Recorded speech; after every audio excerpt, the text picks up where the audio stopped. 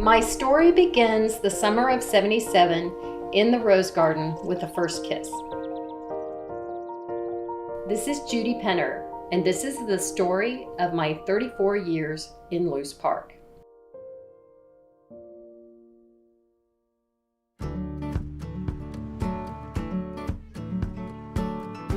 The summers during college, I worked as a plaza girl. We watered the flower beds on the Country Club Plaza. I learned a lot on how to care for annuals and made a lot of good friends during those summer months. I graduated from the University of Missouri in Columbia with a Bachelor's of Science in Agriculture with an emphasis in horticulture. That was in 1985. After graduating, I looked for jobs, and in the Kansas City Star, I saw a really small article asking for a gardener, and that was it. No address, no company name. So I called the phone number, I got an interview, and I became the gardener for the Flower and Garden magazine. Flower and Garden magazine was a national magazine that was based out of Kansas City in the Westport area. I worked in the garden and was called the garden coordinator, taking care of 2 acres by myself with no staff. I also was frequently used as a model for the cover of magazines, being featured on Workbasket and Flower and Garden magazine.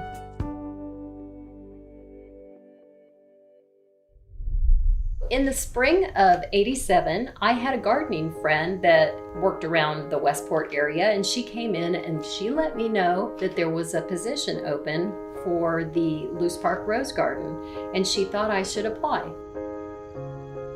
So I went and applied in the spring of '87. I didn't hear anything back about the job. In July, I was on my honeymoon. And when I came back, I checked my messages and I was asked to interview for the position. I went to interview for the position and got it, started in August. That was a busy year for me because I was married in July. I got the position at Loose Park in August, and then in September, we purchased our first house. 1987 was a whirlwind of a year.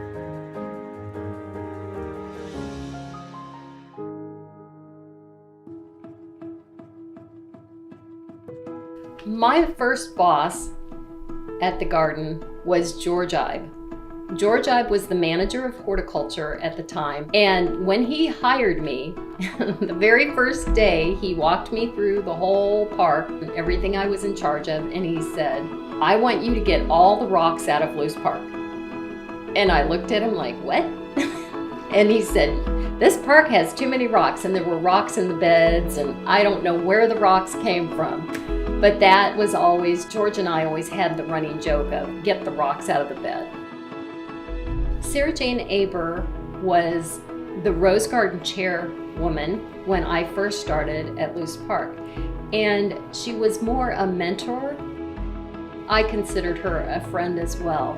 She really helped me in terms of getting to know the garden, getting to know members of the garden. Sarah Jane was funny. She would just tell you how it was. You know, she didn't really mince words. I mean, she was nice, but she would say, you know, if this isn't right or that's not right, she would let you know. And I know she came into the garden, and it never failed. If there was a weed anywhere, and especially if it was big, she'd pull that out and here you go. So she was on it with that. But her famous saying to me was, "Never get out of the buggy." That was what she always said. And I think about that to this day.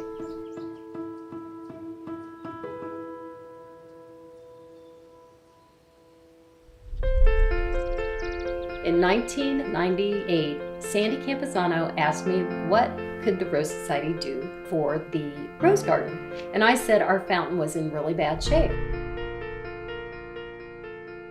So Sandy got right on it and started fundraising to get a new fountain together. By 2002, there was a brand new fountain in the center of our garden, and it was absolutely beautiful. This then spurred on more renovations. In the 2009 renovation, we wanted to bring the garden back to the Hare and Hare original design. So all of the edging on the beds was refreshed. We had the inner decomposed granite walkway put in and the outer walkway put in. The sidewalks were all redone, and it just looked like a brand new garden. In 2014, we had the pergolas repaired. A lot of the pergolas were leaning. Some of them were taken down and rebuilt. Others were just tuck pointed. And the wood for that was completely taken down and put on the top of the arbors. We also had benches put in the north garden, some beautiful whitebud trees with some shrubbery, and that was donated by Mrs. Starr. So we had quite a renovation and quite a facelift that just changed the entire look of the rose garden, bringing it back to its original beauty. The rose and the thorn is a reflection of a day or a period of time. They say if you love what you do, you never work a day in your life, and that is my rose.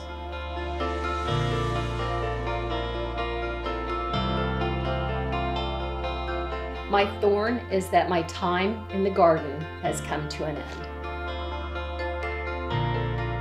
But my bud is that the Laura Conyers Smith Municipal Rose Garden is in the capable and caring hands of the Kansas City Rose Society.